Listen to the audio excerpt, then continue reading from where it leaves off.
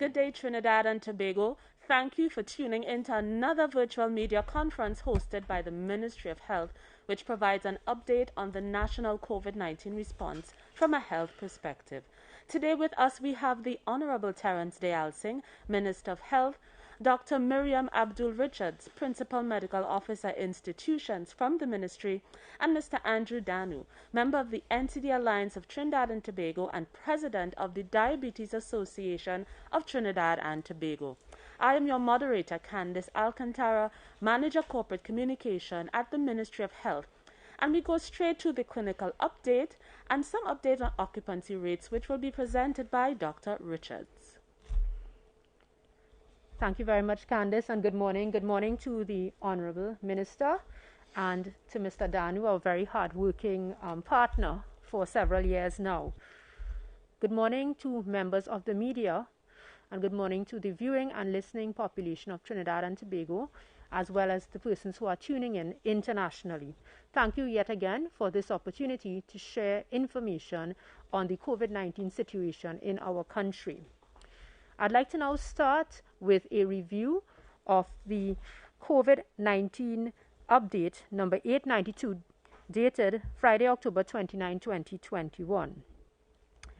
An additional 285 cases of COVID-19 were confirmed and reported in the last 24 hours. This has taken the rolling average to 233, and we have been noting a consistent increase in the rolling average. The additional 285 cases has increased the total number of active positive cases to 4,777. These patients are distributed as follows: 4,123 persons in home self-isolation, 339 persons in hospital, and 30 persons in step-down facilities. Unfortunately, over the last 24 hours prior to this media release, 6 additional deaths were reported, and we would like to extend sincere condolences and apologies to the family members. These additional deaths have increased the total number of deaths to 1,674. The Honourable Minister will provide an update on the vaccination drive and the status of vaccination uptake in the country.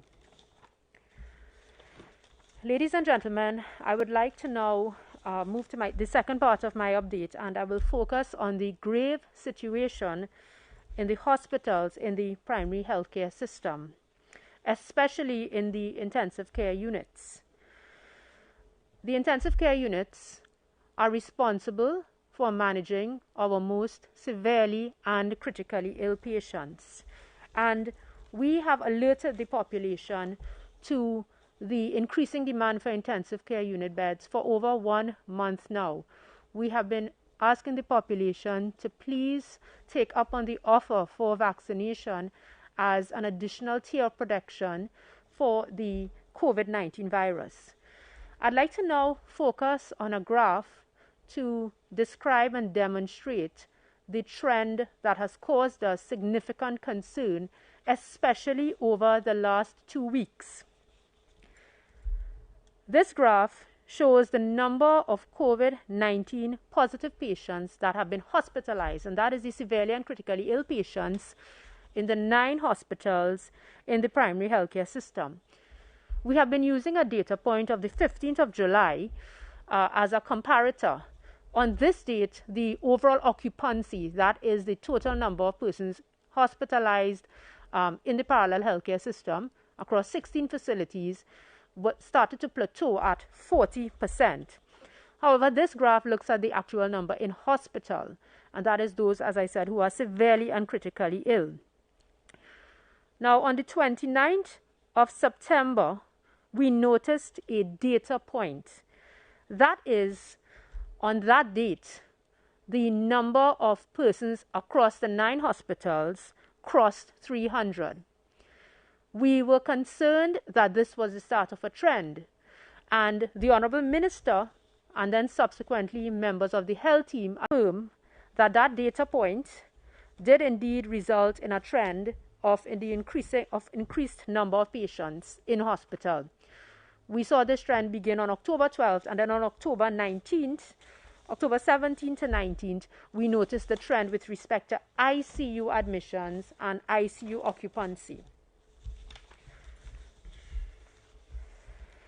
I'd like to now summarize some consistent trends that we have noticed over the last 2 weeks. And this information is guided by statistics that we collect in real time, as well as clinical evidence and meetings on a daily basis with the heads of the accident and emergency departments in the traditional and the parallel healthcare system, as well as our ICU specialists. And of course, the clinical management is led by Dr. Michelle Trotman, who we all well know. Persons continue to present or continue to come to the accident and emergency departments in a severe and critical medical status. We have been observing that over the last 2 weeks, persons are presenting in a status that requires immediate ICU care.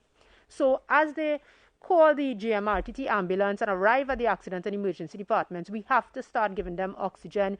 We have to put them on ventilatory support and intensive care unit level treatment. As of this morning, there are 19 patients across our traditional accident and emergency centers who require immediate transfer or transfer to the hospitals in the parallel healthcare system. 7 of those 19 patients require intensive care unit level support and care. Now, I'd like to reiterate this morning that 19 out of 19, 100% of these patients requiring hospital care are not fully vaccinated. In the intensive care unit, all patients, 7 out of 7 have not been fully vaccinated. We have noticed over the past 12 days that the average number or percentage of patients requiring ICU care on a daily basis has been between 5 to 7 patients, and we notice these patients at all of our accidents and emergencies. Now, this morning, the trend of severely and critically ill patients requiring ICU care is noted in that 2 of the 7 patients are too unstable to transfer at this point. Now, I'd like to reiterate that the Ministry of Health continues to do all in our part to increase the capacity of hospitals in the parallel healthcare system to manage intensive care unit level cases. We are trying our best in the accident and emergency departments to provide the staffing and equipment as well to support these severely and critically ill patients. But sometimes patients are too ill to be moved, and this of course affects their prognosis when they do arrive in an ICU unit. Now, I'd just like to add and remind you of the ICU status at the parallel healthcare system hospitals. As of this morning, there are 52 operationalized beds. 2 beds were added over the last 48 hours at the Point Fortin Hospital. And in Trinidad, 51 out of 54 beds are occupied. That is a percentage of basically 94% occupancy. So 3 beds left as of this morning. Of those 51 patients, 48 are not fully vaccinated. So 94% of persons in our ICU this morning are not fully vaccinated. Overall, the ICU occupancy is 53 out of 59. There are 2 patients in Tobago, and overall between Trinidad and Tobago, the overall ICU occupancy is 90%. Ladies and gentlemen, we are seeing the impact of not being fully vaccinated. This is now a trend. The ICU units continue to be near full occupancy, and right now the supply of ICU beds is almost equal or equal to the demand. Ladies and gentlemen, if we continue on this trend, as we have noticed for the next 12 days, resources will be expended. We are trying our utmost best in the traditional and the parallel healthcare system. Please, on behalf of every frontline doctor, every medical personnel that is attached to traditional and parallel healthcare system facilities in our country, as well as those who support the vaccination drives, we appeal to members of the population to please access those vaccines that are now safe, accessible, and available across several sites in Trinidad and Tobago. Thank you very much for your attention, and I now pass you over to Candice. Thank you very much, Dr. Richards. And that takes us now to an opportune moment to remind the public about where they can get the COVID-19 vaccine this weekend. Just a reminder, there are many locations where you can get the vaccine. So if you need the Johnson & Johnson, Pfizer, Sinopharm vaccines, go to the Paddock, Queen's Park, Savannah. There's a cafe happening there as well. Go to Costat, El Dorado. Go to Wallerfield International Raceway, Larry Gomes Stadium, and UTT Chaguanas Campus, and the Southern Academy for the Performing Arts, SAPA. On Sunday, you can go to UTT Chaguanas Campus and SAPA for vaccination up until noon. If you're looking for your second dose of the AZ vaccine, the Paddock, Queen's Park, Savannah, UTT Chaguanas Campus, and SAPA have the second dose of the AstraZeneca vaccine for you. And at this time, I introduced earlier on Mr. Danu from the TTNCDA. The Ministry of Health continues to enjoy a very positive relationship with our partner organizations. And he's here from TTNCDA, who, with the support of PAHO, launched a COVID-19 vaccine hesitancy hotline. And Mr. Danu will give some information on how this all started and how you can access the hotline for information on COVID-19 vaccination. Thank you, Candice. Good morning to the listening and viewing audience. Good morning to the listening and viewing audience, and good morning to the Minister of Health, Dr. Richards, as well. Before I begin, I would like to reintroduce the TTNCDA, the Trinidad and Tobago Non-Communicable Disease Alliance. Can I have the first slide, please? Yeah. The Trinidad and Tobago Non-Communicable Disease Alliance is a group of NGOs which would have been incorporated about a couple of years ago.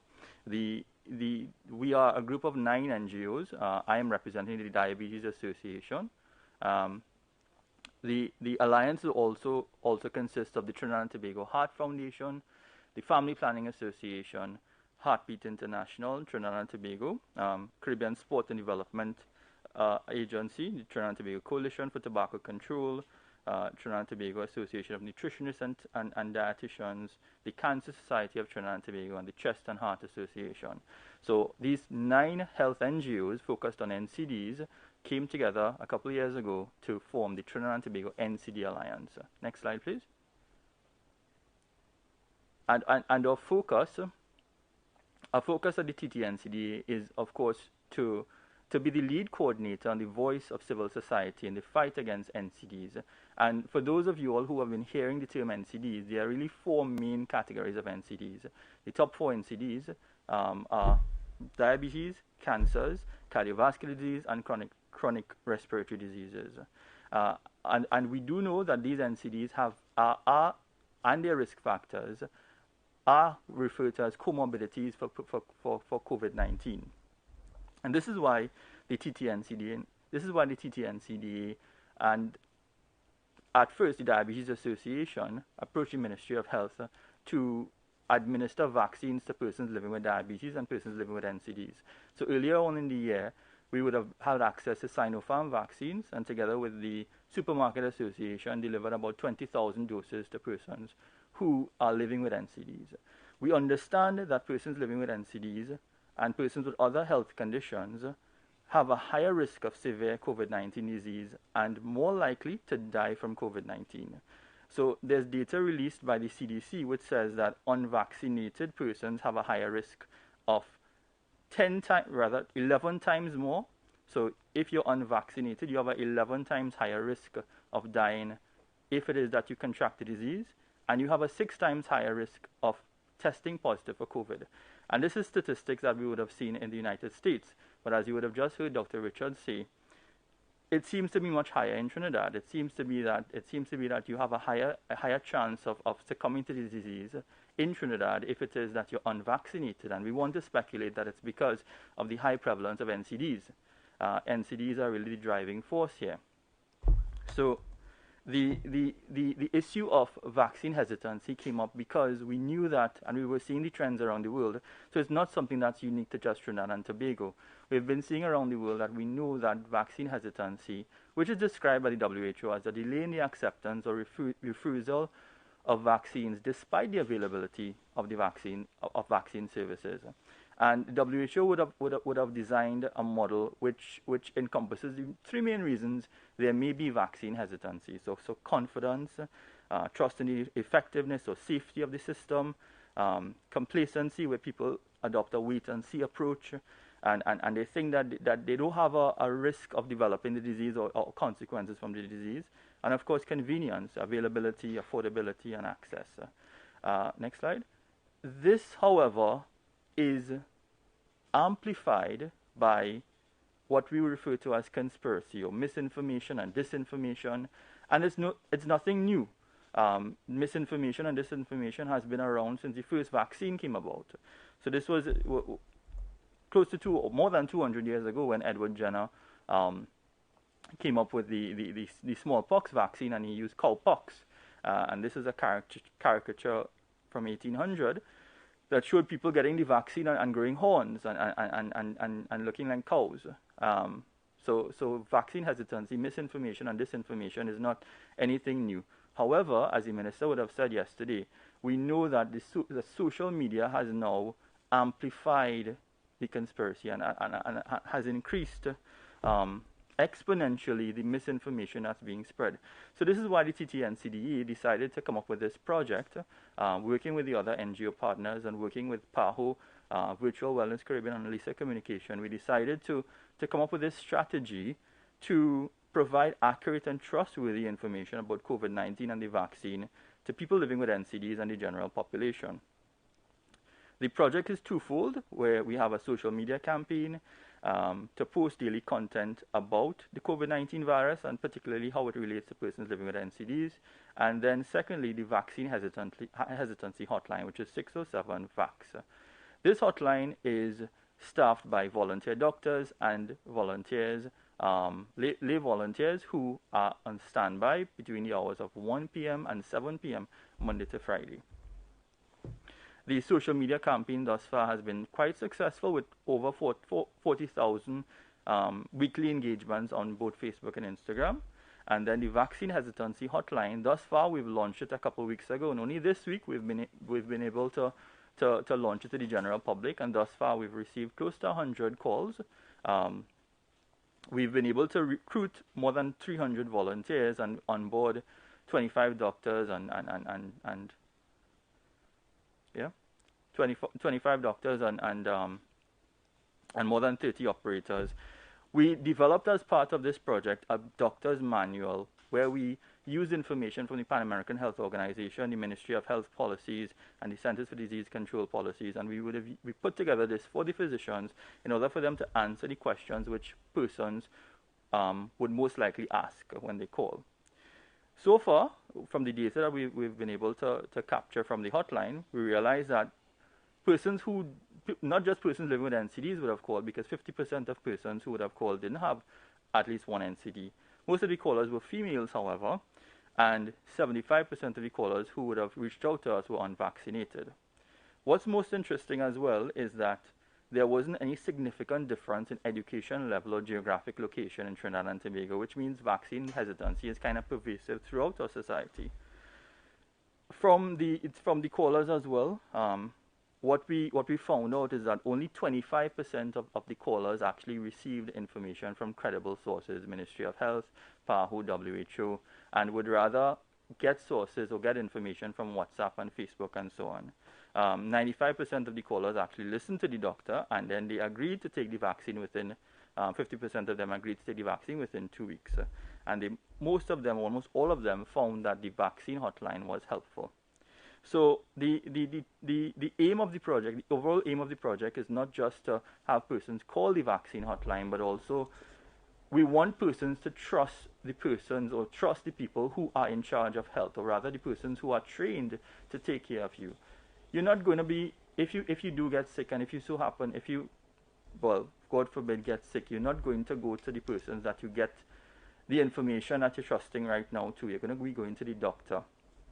And we are saying that we have seen that around the world, the most trusted person to get your vaccine information from, or any medical information from, is your doctor.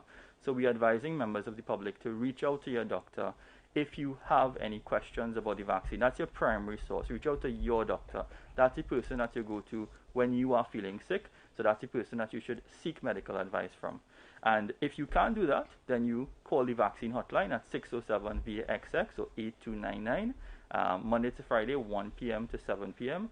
And I just want to end by thanking the volunteers who have come out to help this virtual vaccine hotline, and of course the team led by Dr. Karen Seeley, head of TT and CDA, or project coordinator Rona Deonanine, Dr. Navi Murdali, and Dr. Saskia Thompson, who've been instrumental in putting together the project. Thank you very much, Mr. Danu. 600 VAXX or 607 VAXX or 607-8299. And we go now to the Honorable Terrence Deyalsingh, Minister of Health, for his statement this morning. Thank you, Candice, and good morning to my colleague, Dr. Mariam Richards. And it's nice to have Andrew Danu here this morning for the first time, representing the Diabetes Association. Welcome. And thank you for your volunteer work, my friend. It is much appreciated. Good morning to ladies and gentlemen of the media and members of the viewing public, wherever you are. It is my unfortunate duty this morning to bring you up to date with the vaccine numbers. And I will explain why I'm saying unfortunate. Could I have my first slide, please? So, total first dose, 622,626. Total completed vaccination, 600,601. Next slide, please. Why am I saying these are unfortunate numbers? Some people might rejoice and say we have crossed the 600,000 threshold for second doses. But what you are seeing is an unfortunate narrowing of the gap between first dose numbers and second dose numbers. And you can see it in the graph. The gap, if you look at where the two lines are at the upper right, they are starting to get too close for comfort. What does this mean? It means that while people are accessing their second dose in numbers, roughly with a 1-to-1 between first dose and second dose uptake, that is good. But what is happening, the first dose numbers are slowing down. It is now crawling at about 1,000 a day, meaning that not enough people are accessing their first dose to give you a healthy distance between first dose and second dose, because the time lag between those two doses is about 3 to 4 weeks. That is concerning. So let's not be overly jubilant that we have crossed the 600,000 threshold for second doses. What is concerning is the slowdown in the first doses, and that gap is closing, which is a dangerous trend. Thank you for having up the slides. I want to deal with two issues this morning, and I am again appealing to the population that our doctors and nurses are stressed. Adding to the stress now is the life and death decisions they are going to have to make when they have to triage patients to determine who will get resources and who will not get resources. As Dr. Trotman would have said on Wednesday, we are making no distinction between the vaccinated and the unvaccinated. But what is happening is that the unvaccinated are posing a clear and present danger now to the vaccinated. 98% of our A&Es, is it 98% this morning? A&E? 100% of the persons waiting are unvaccinated. And this is a situation which can be largely avoided so that those few vaccinated persons who need treatment can get treatment, and our hard-working, tired, absolutely tired doctors and nurses can get a break, not only from doing their work, but also from having to triage and make those life and death decisions. They make these decisions and they are anguished. They are pained. They are not happy making these decisions. The other crisis we are trying to avert is this. On Wednesday, we would have indicated, in response to questions from the media about putting more resources into the parallel healthcare system. And my response was, yeah, we can do that. But it means shutting down NCD clinics. It means shutting down elective surgeries so granny can't get a cataract surgery. If we do that and reshunt resources into the parallel healthcare system to take care of the unvaccinated, what we will face in 6 months or 3 months is what other countries are facing and what we are trying to avoid. And that is a pandemic of NCDs because persons can't get their care. If we go to the WHO website, Rapid Assessment of Service Delivery for Non-Communicable Diseases during the COVID-19 pandemic, it says here, disruption of services, which will precipitate long-term upsurge in deaths from NCDs. Because doctors and nurses who take care of uniclinics now have to be in cover to take care of largely the unvaccinated. It says the world is at a critical juncture. The execution of forward-looking strategies, inclusive of NCDs, is required to build back better the SDG 3.4 goal on NCDs.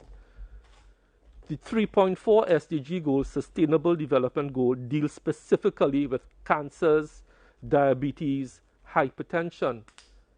If we shunt resources to take care of the unvaccinated, then persons with NCDs will die in larger numbers.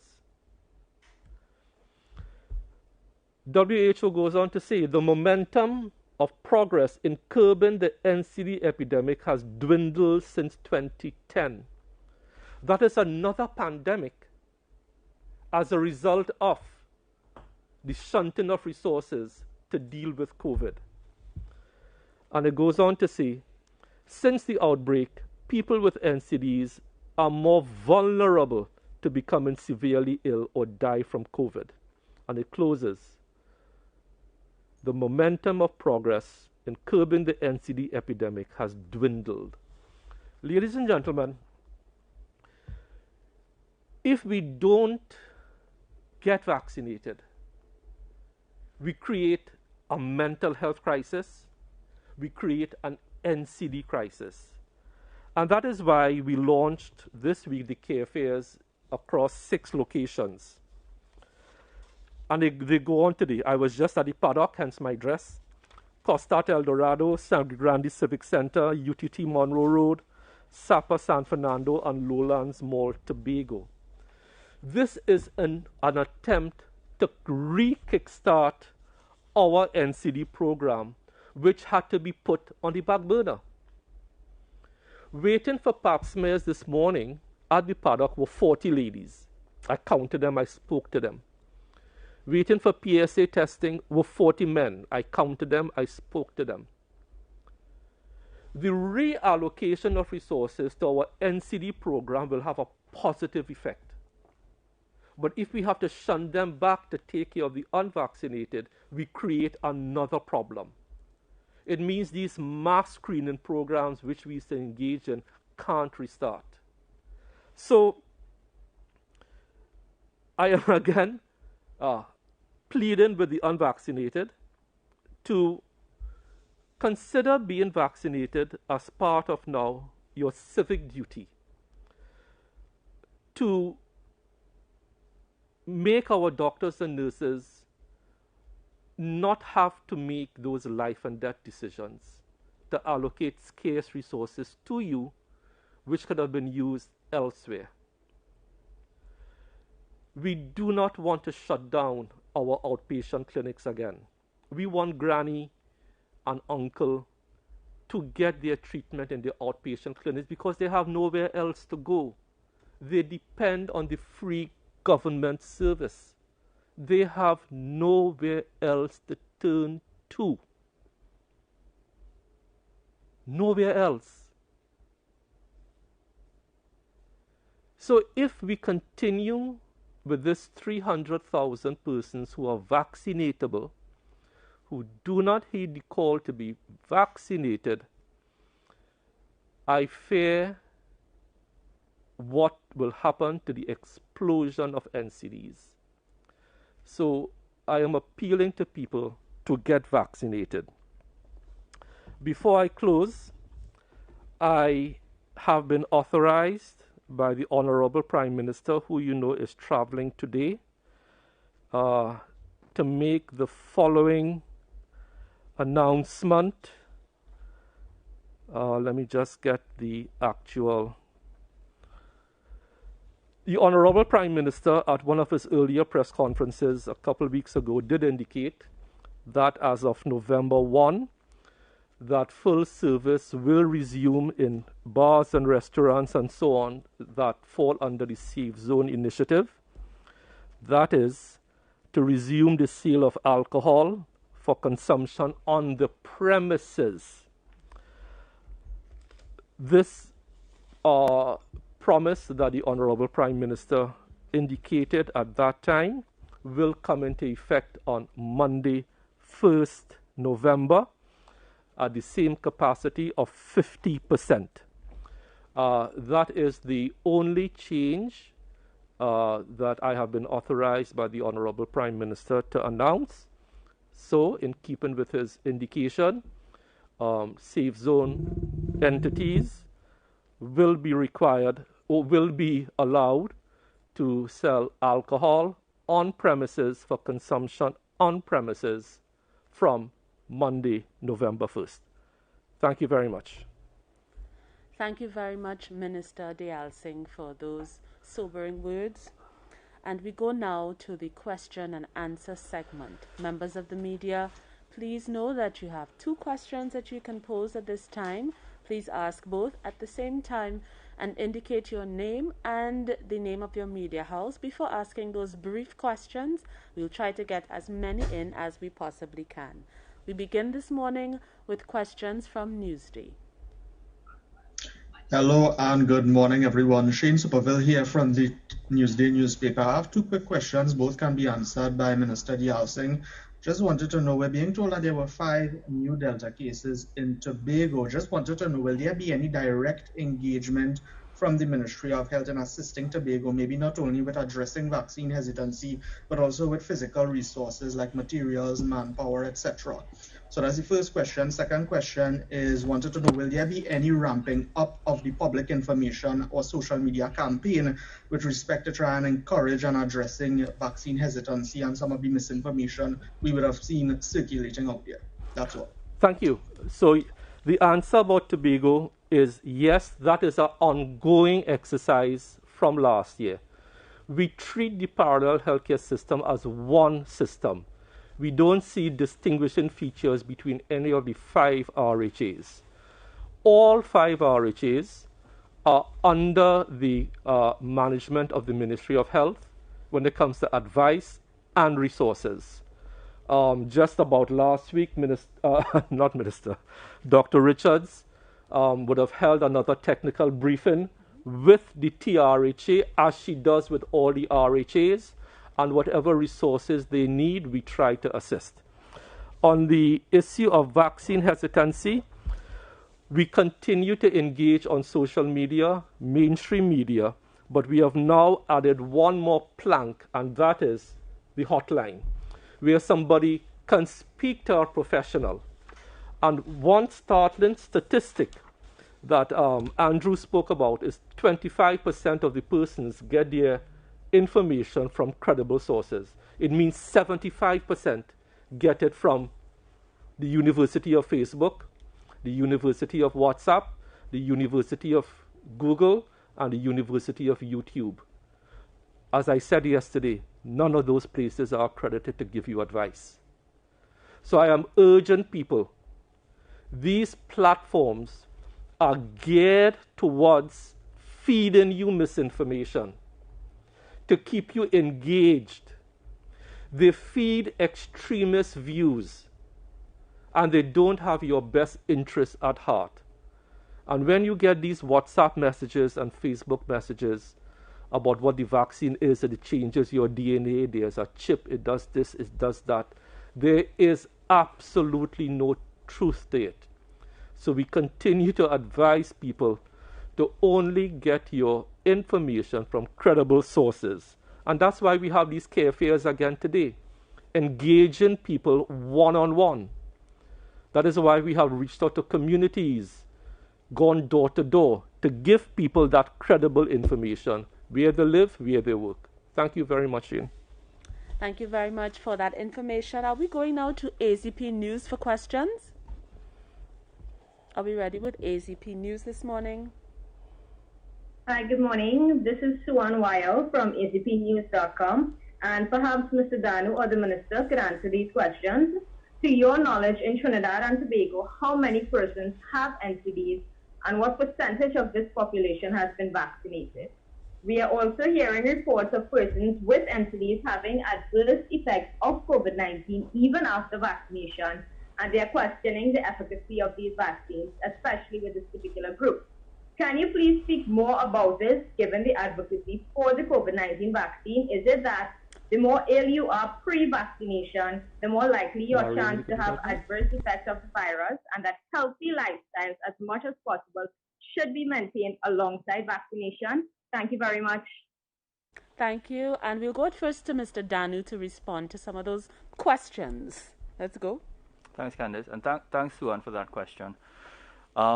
The statistics for NCDs are complicated because you need to look at each individual NCD on its own. Diabetes in particular, we have a prevalence of about 15% of our population. That's about 200,000 people or more.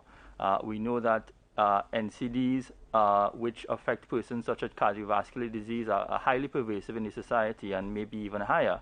So we knew that a huge proportion of persons in Trinidad and Tobago are affected by at least one NCD. And you are correct in that persons living with NCDs are more susceptible, and you may have also seen that persons living with NCDs, even though they may have been vaccinated, they contract COVID-19. But the vaccine doesn't stop you from contracting COVID-19.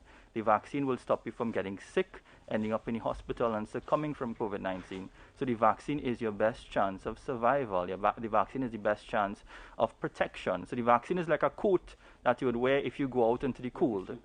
You could go out in the cold without a coat, you're going to get cold.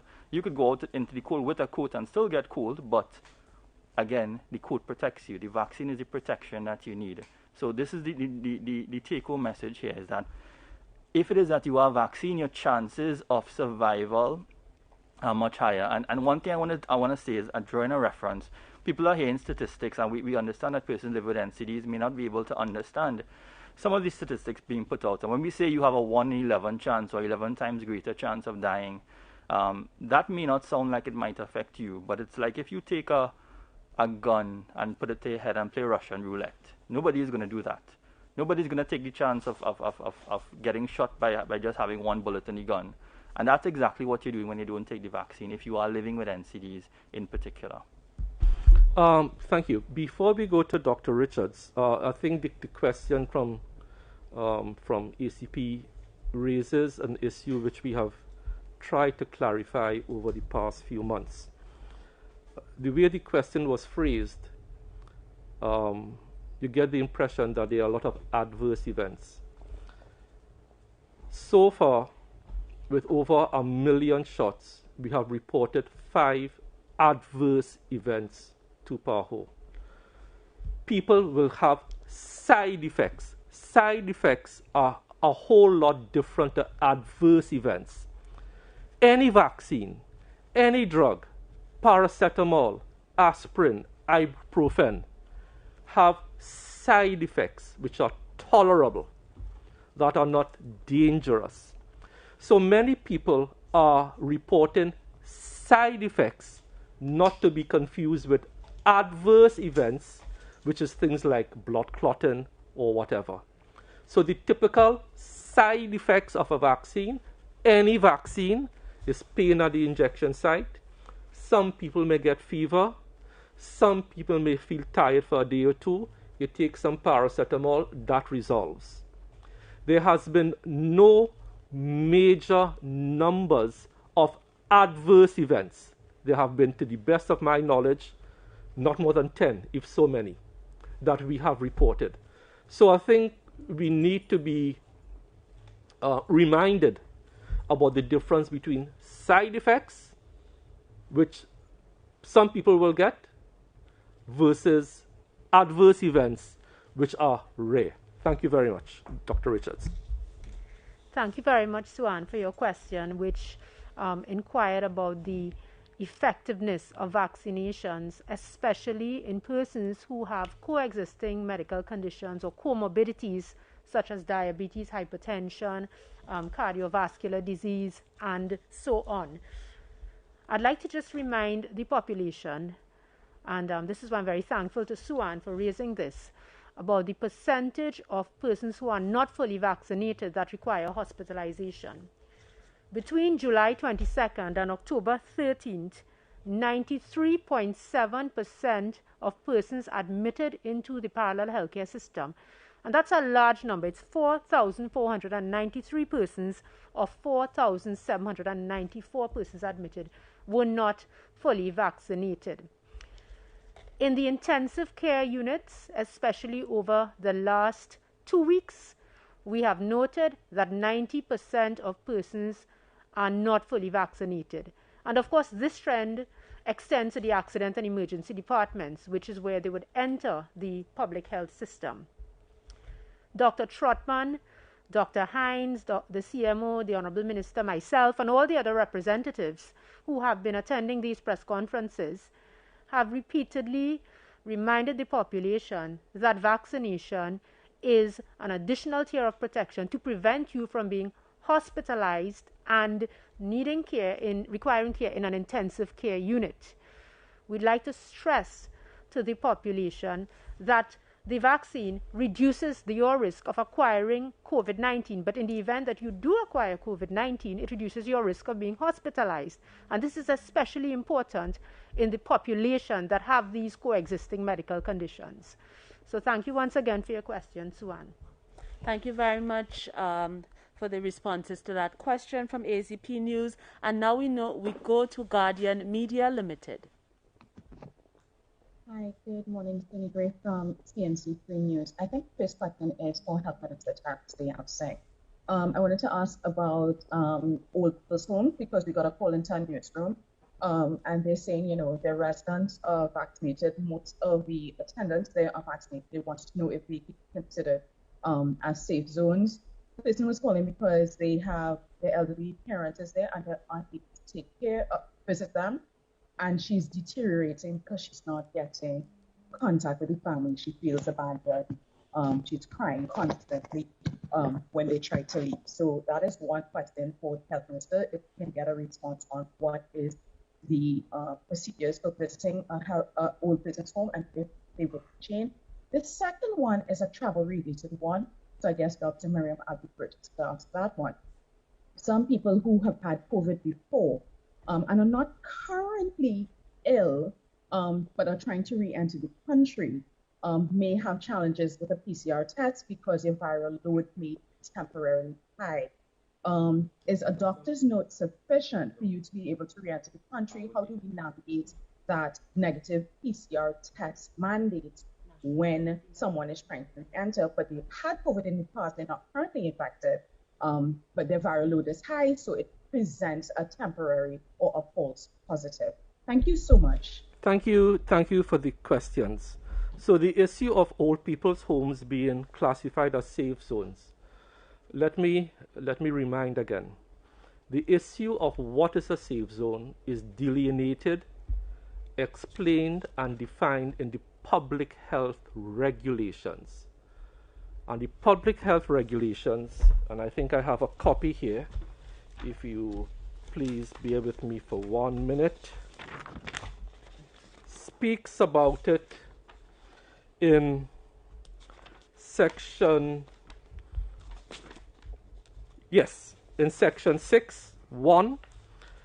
The following businesses may be open to conduct operations as safe zones. They are restaurants, bars, common gaming house, betting pool, cinema, theater, private members club, theater under the Theater and Dance Halls Act, gyms and fitness studios, and water parks.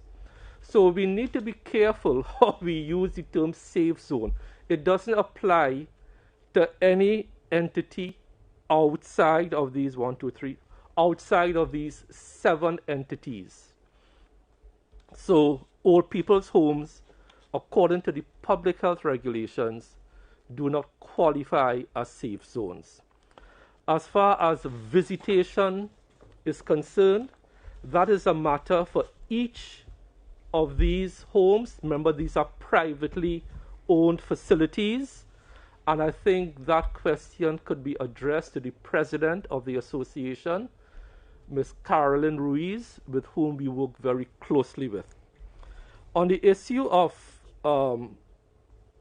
persons with COVID coming in, these protocols are governed by the Ministry of National Security.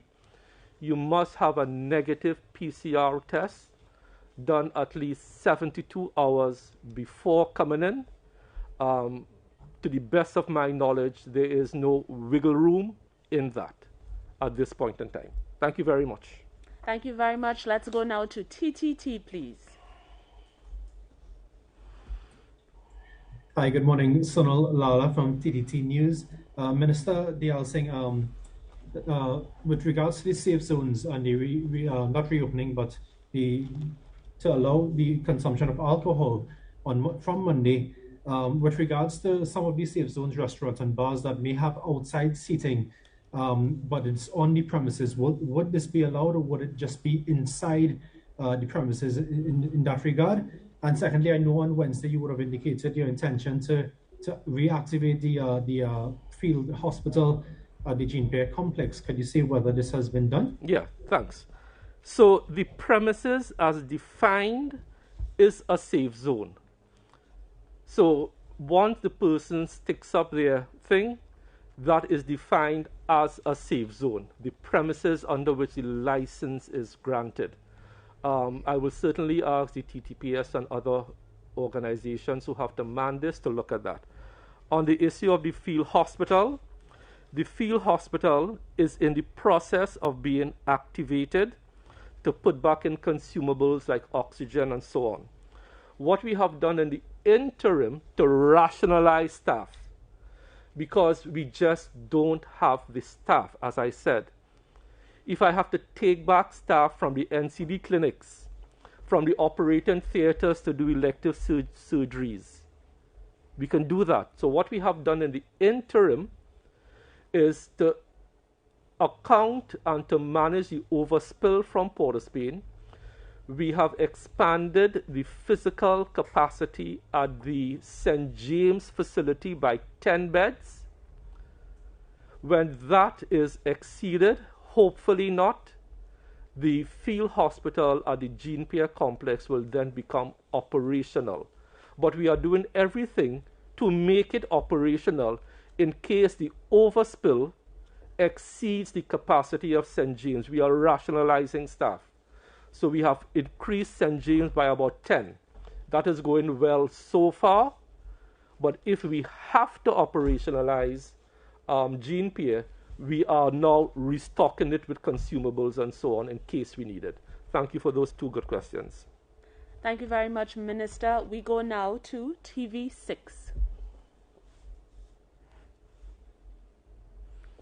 Hi, good morning to everyone on the panel. My 2 questions. First of all, I think both questions can be answered by the Minister. Have you all seen trends in the positive COVID cases that we've been getting for fully vaccinated people? Have we been seeing a trend in the type of vaccine that these people present with? and if maybe it could be linked to that particular vaccine's efficacy. That's the first question. The second question, can you specify the numbers of vaccinations that we've been seeing as it relates to students, given that schools have now been open physically to all students, regardless of vaccination status? Have we been seeing an increase maybe in students getting vaccinated or a plateau since that decision was taken? Thank you. Thank you. So we'll go to Dr. Richards for response to the first question. We have not noted the short answer to your first question about a difference in effectiveness. And of course, effectiveness describes the real world performance of a vaccine according to the situation and the context of the population that we are, vaccinating. The short answer is no. There has been no difference in the effectiveness of vaccines by brand. We would like to remind the population that all vaccines are safe, effective and accessible, and they're accessible locally 7 days a week across the country, as the Honourable Minister and Ms. Alcantara would have been reminding you. I'll now pass over to the Honourable Minister for the second part. Thank you. Was that Cindy Raghavasingh? Cindy, I missed you at supper yesterday. You did not come. I will try not to take it personally. All right. So you asked a question about children being vaccinated. At the start of the program to vaccinate children between the ages of 12 to 18, the first couple of days saw about 3,005 coming out for the first couple of days. Then it started to drop down to the 2,000s. Then it started to drop to the 1,000s. The latest figure for yesterday, which I have here, 135 children between the ages of 12 to 18 came out for their first doses yesterday. When you mix that now with the total number of 12 to 18 who have been vaccinated, the school-age population, as the Ministry of Education has said, is about 90,000. So far, the 12 to 18 first dose, 51,582. And of those who have transferred to their second dose, 41,001. So it started off at a rate of 3,005, and we are now down to yesterday's figures of 135. And just to say, 90,000 minus 51,000 who have had their first dose, you still have 49,000 more students between the ages of 12 to 18 to be vaccinated. As far as the numbers in the schools are concerned, who turn out to schools, I will have to have you refer to the Ministry of Education for that type of granular detail. What we manage at the Ministry of Health are the gross numbers of the 12 to 18s. Thank you very much, Cindy. Thank you very much. And let's go to an additional question from Newsday at this time. Thank you. Hi, good morning again, everyone. My next two questions could be directed to the Minister Deyalsingh. Sorry, just one question, Mr. Superville, and just time is against us. So just give us your one most pressing question. Thank you. All right, no problem. Well, it has to do with the concerns we have as far as the capacity at ICU facilities and so on, and the reopening of schools. There has been concern over whether that's the most prudent decision at this time to have the schools reopen. Has there been any kind of consultation or additional consultation between the Ministries of Education and Health with respect to this development? Yes. So the decision to open schools is one that I strongly support and endorse, because we have to get our children back. As I said, we have to learn to live with the virus. We can't be hiding from the virus.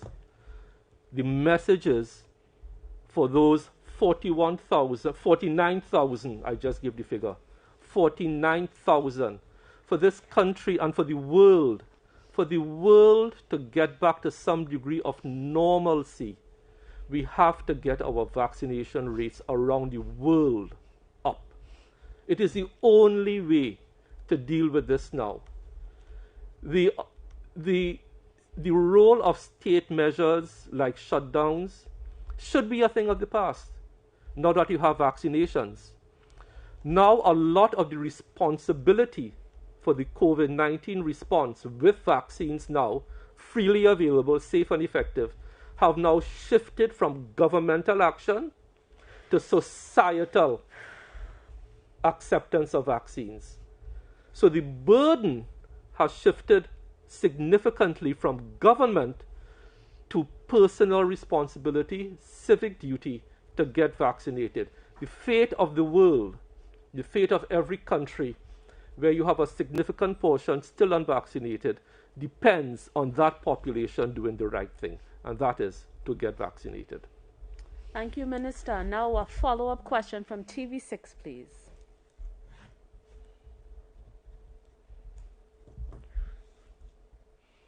Hi, yes. One more question related to children. We saw yesterday that a low-dose Pfizer vaccine getting approved by the FDA for children between the ages of 5 and 11. So not WHO, but now there's a possibility of that approval could come soon. And we've heard that Dr. Rowley said at past press conferences in recent weeks that once that approval comes, it will become mandatory here for the 5 to 11 age group. Has there been further discussions for this? Thank you, Cindy, again. Nice to have you on again. Yes. I really missed you yesterday in supper, Cindy. Okay, so yes, so FDA has approved the use of Pfizer for 5 to 11. It now has to go to CDC for their sign-off. And you are quite right. We rely on WHO. So as soon as WHO signs off on it, we will make that decision, and the Honorable Prime Minister most likely will announce that decision. Thank you very much, Cindy. Thank you very much, Minister. And the last question this morning, a follow-up question from TTT, please. Hi, good morning again. Sonal Lala, TTT. Just one question. Minister, I know you would have spoken about the Sinopharm third shot. I know you said it's not considered a booster shot. What stage is this in the WHO, and how soon can we see this being administered to persons, elderly persons with NCDs and so on? Yeah, thank you, sir. So again, we rely on WHO. Let me explain why, because some people feel that we are slaves to WHO and that we should follow FDA and CDC. We are not slaves to WHO. When FDA and CDC makes a decision, they make a decision primarily for research done within the United States on their population, for their circumstance. And whilst the FDA is a very stringent authority, we prefer to rely on WHO because WHO's data come from 193 countries. So it considers much more data sets across different countries, different localities, different ethnic groups, different racial groups, different age groups. So it is because of that broad spectrum of data that WHO looks at. And I'll give an example. The Pfizer data that went to FDA was done on a trial of 2,000 children. But WHO will look at trials from hundreds of thousands or millions of people from their 193 member states. So we continue to rely on WHO for the rigor of their data sets and the sheer volume of data sets, so that when we recommend something that is WHO backed, the population can have a lot more confidence that what we are bringing to the people of Trinidad and Tobago has been tried and tested in 193 countries. Okay, thank you. Thank you very much, everyone. As we leave you with a brief video from Isabel Julian, I just want to thank everyone for participating and everyone who viewed and listened this morning. A reminder, you still have a few hours to get to the National Care Fair. You can get free screening, blood sugar, blood pressure, cancer, free health consultation, and of course free vaccination at the Paddock, Queen's Park, Savannah, Costat, El Dorado, Sangre Grande Civic Center, UTT Chaguanas campus on Monroe Road, Sapa San Fernando, and Lowlands Mall, Tobago. We ask everyone, please, to do your part, and let's all do our part again. Get together and vaccinate TNT.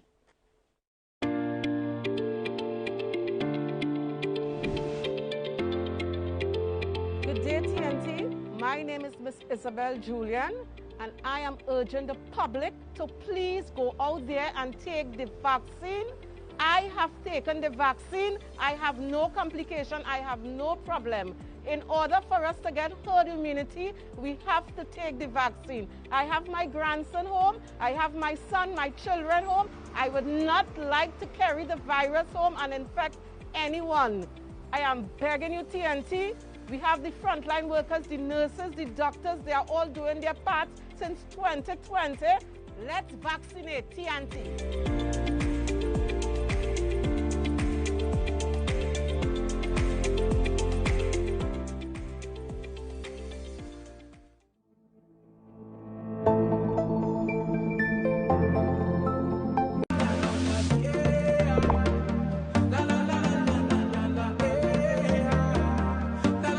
This is TTT. Live for local. Good evening, I'm DK Ronstar. Welcome back to the TTT